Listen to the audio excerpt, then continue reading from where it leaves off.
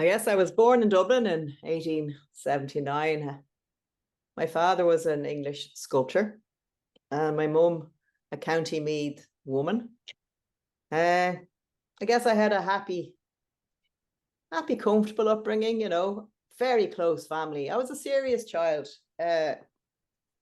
We were great for the reading, and we loved putting on little plays, and I wrote them and directed them, and my sisters and brothers all played their part as I directed.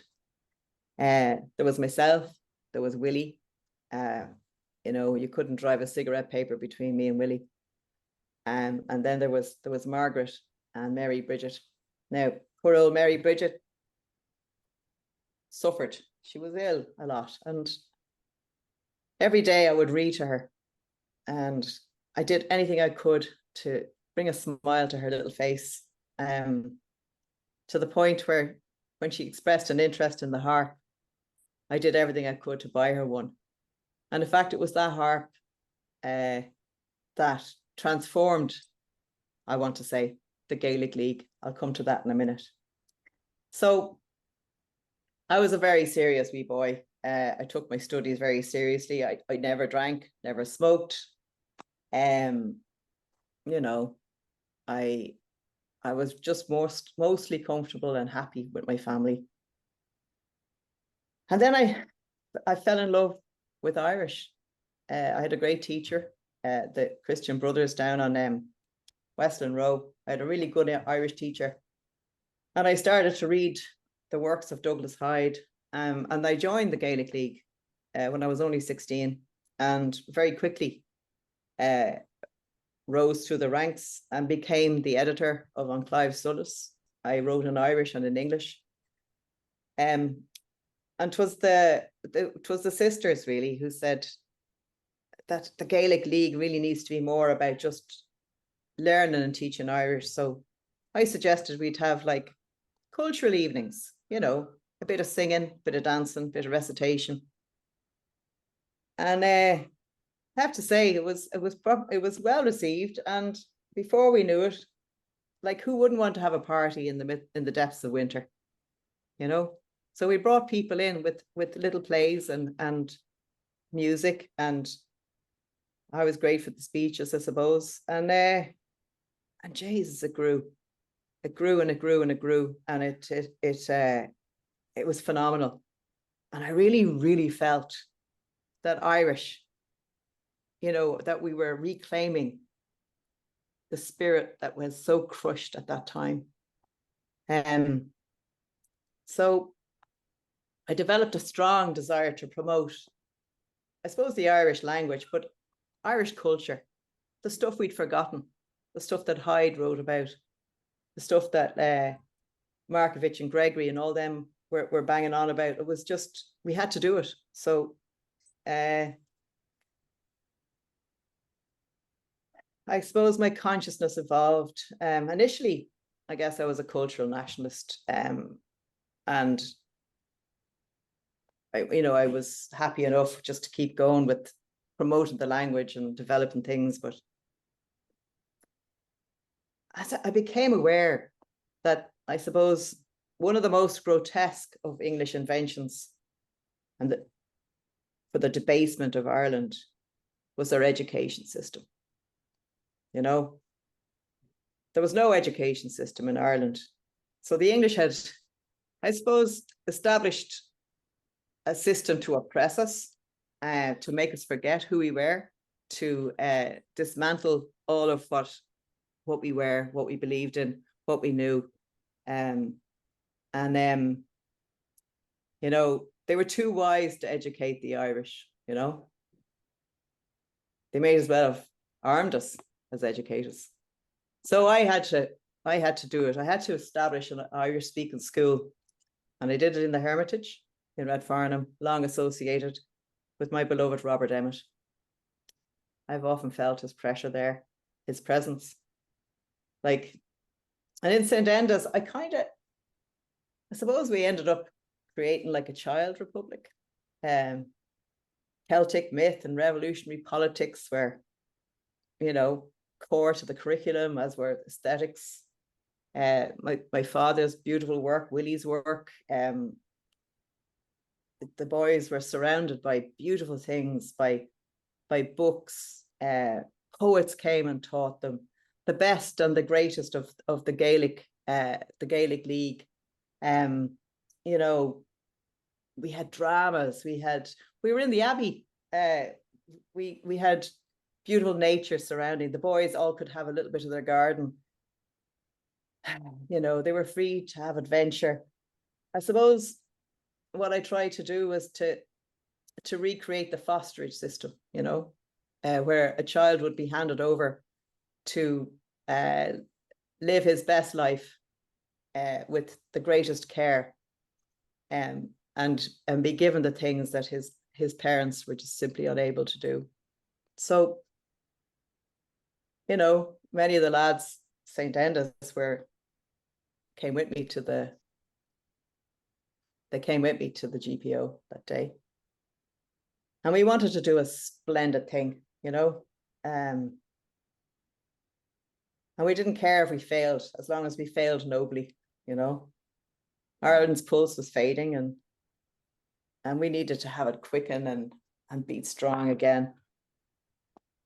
I suppose I'm a strange thing, you know, an English father.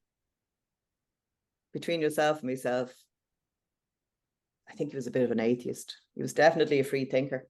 There were them that said he converted to Catholicism for business reasons, and yeah, you know, I'm pretty sure he did. He was a remarkable stonemason. He had the he had the best business in Dublin at the time, and I loved him dearly. I loved the way he could argue and think and quietly observe and, you know, make these observations. But I loved the breadth of his curiosity. He never went to school, you know. When he was only 7, he was working in a chain factory because his dad died. And everything he did, he taught himself. He went to night school. He you know, nothing was off limits for him to discover. Strange bedfellow, really, with me mum. She was how would you say? She was a cultural nationalist, yeah. She was a very devout Catholic. And I guess I inherited that from her a bit. You know, the comfort of your religion. It certainly gave me comfort. Not that I enjoyed what the bishops were saying or doing.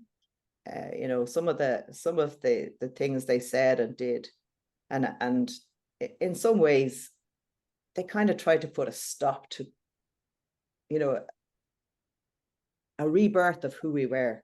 You know, what we tried to do, you know, to foster the Irish spirit again.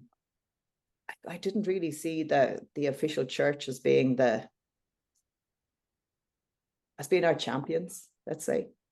And obviously we did have a few rows. Anyway, we thought a splendid thing.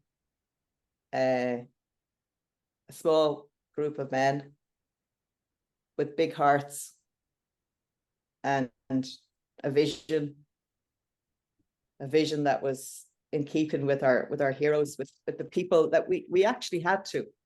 We didn't have a choice, you know. It came to the point where the ghosts, I suppose the ghosts were louder than we could. We just couldn't not listen to them anymore. Like, ghosts are troublesome things, you know. And there's only one way to appease a ghost. You must do the thing that they ask of you, right?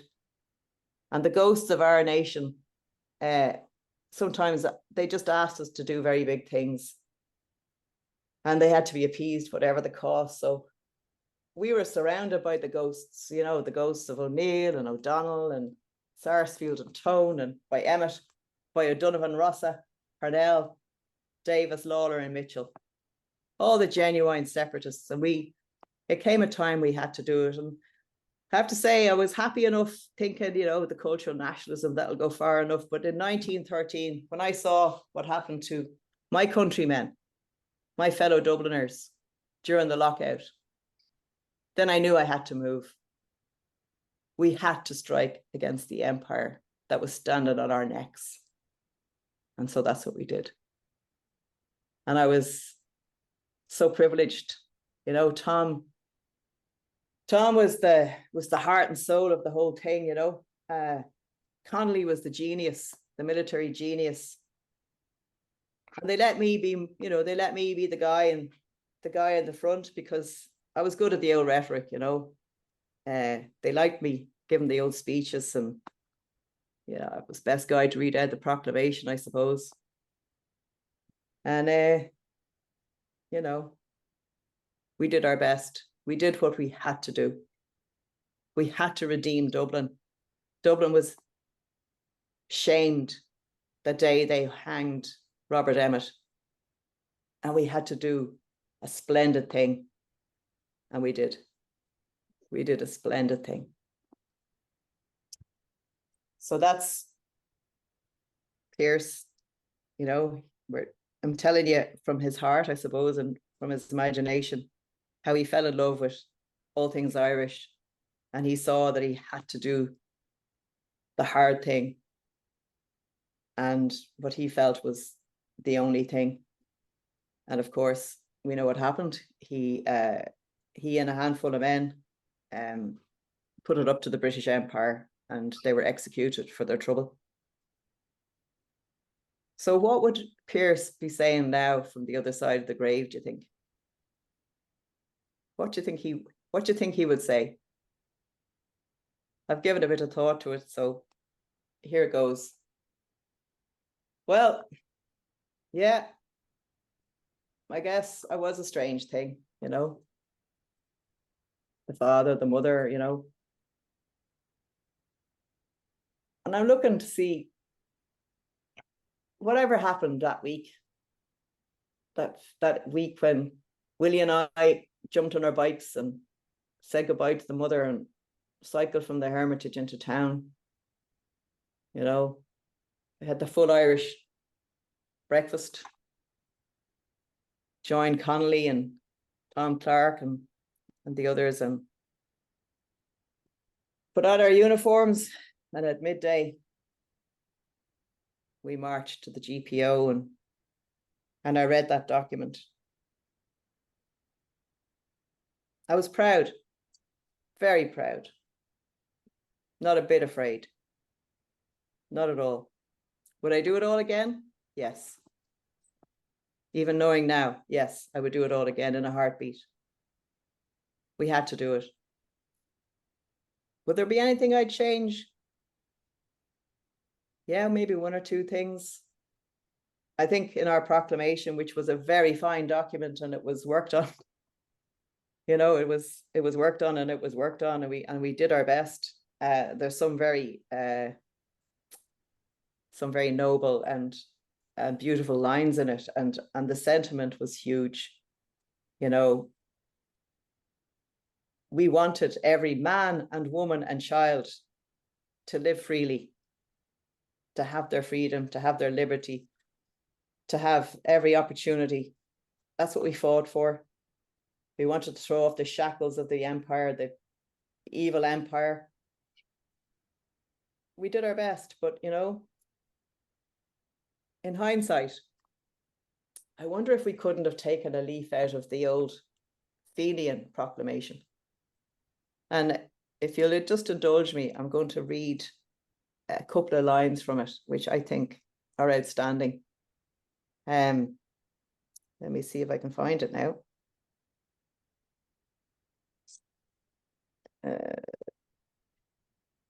Not easy when you're in a, you know, when you're a ghost to try to find these things.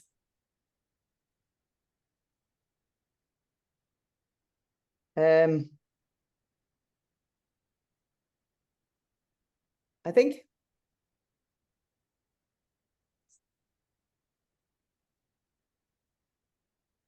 if I could have changed one thing, just one thing, it would have been to insert in the proclamation, you know, similar sentiments. All men are born with equal rights, and in associating together to protect one another and share public burdens, justice demands that such associations should rest upon a basis which maintains equality instead of destroying it. We therefore declare that, unable longer to endure the curse of monarchical government, we aim at founding a republic based on universal suffrage, which shall secure to all the intrinsic value of their labour. The soil of Ireland, at present in the possession of an oligarchy, belongs to us, the Irish people, and to us it must be restored. We declare also in favour of absolute liberty of conscience and the complete separation of church and state. We appeal to the highest tribunal for evidence of the justice of our cause. History bears testimony to the intensity of our sufferings, and we declare in the face of our brethren that we intend no war against the people of England. Our war is against the aristocratic locusts, whether English or Irish, who have eaten the verdure of our fields, against the aristocratic leeches who drain alike our blood and theirs. So, having seen what happened in the last 120 or so years, if I could change anything, it would have been to state very clearly that Ireland needed to be free in every sense of the word. And what happened afterwards, the terrible civil war, the rise of Fianna Fáil. My mother was very much in support of that. They couldn't, nor they shouldn't have accepted any partition on our island. But the way our country went, did they forget about the women and the children? Yes. Have they still forgotten about the women and children? Most certainly, yes. Did they embrace what we died for? Did they remember the glory of the Fianna of Cuchulainn? Did they remember the stories? Do they tell the stories? Do they embrace the poets? Well, in one way, we have a beautiful poet as our president, Luke Durán na hÉireann. We still have the poets. There were poets who died in the GPO, who died in the Rising. But have we embraced them enough? Probably not. Did we lose our way? Most certainly. Most certainly. We thought too small. We didn't have enough people who could hold a vision, who were capable of speaking truth to power. We lost a lot, but it's still there, because when people tell the stories, when people really engage with the land, with the goddess, with what she stands for, when we look to nature and embrace her and remember that we're all just part of the one thing, that we're all connected, that's good. That's a good thing. So I look in Ireland now and I see a lot of brokenness, a lot of sadness, a lot of disenfranchisement. But mostly I see my beautiful country, which was so green and so alive. It's not as green, not truly green. Not truly green. We haven't honored the land. We need to remember that where we come from and what it means. And I think we lost our way. The very word Celtic tiger should say it all. There were never any tigers in Ireland, nor should there have been. There's no room in Ireland for tigers. So my hope is that this generation will remember and reconnect with what it means to be an inheritor of the stories and of the great deeds and of the heroes and of the goddesses and of the beauty of nature. And I really hope that one day, and very soon, this generation will reconnect with what it really means to be Irish. And to be Irish doesn't mean you have to be white and Catholic or a man. No. To be Irish means the people who love living here, and love each other and want to do a great thing. And if you don't mind, I'm going to read the poem I wrote the night before my execution. And in some ways, it kind of says it. It says it better, you know. Poetry is poetry, isn't it? So I'm just going to read it to you, or recite it, I should say. The beauty of the world hath made me sad. This beauty that will pass. Sometimes my heart hath shaken with great joy to see a leaping squirrel in a tree, or a red ladybird upon a stalk, or little rabbits in a field at evening, lit by slanting sun, or some green hill where shadows drifted by, some quiet hill where mountainy man hath sown and would soon reap, near to the gate of heaven, or children with bare feet upon the sands of some ebbed sea, or playing on the streets of little towns in Connacht. Things young and happy, and then my heart hath told me, these will pass and change, will die and be no more. Things bright and green, things young and happy, and I have gone upon my way sorrowful.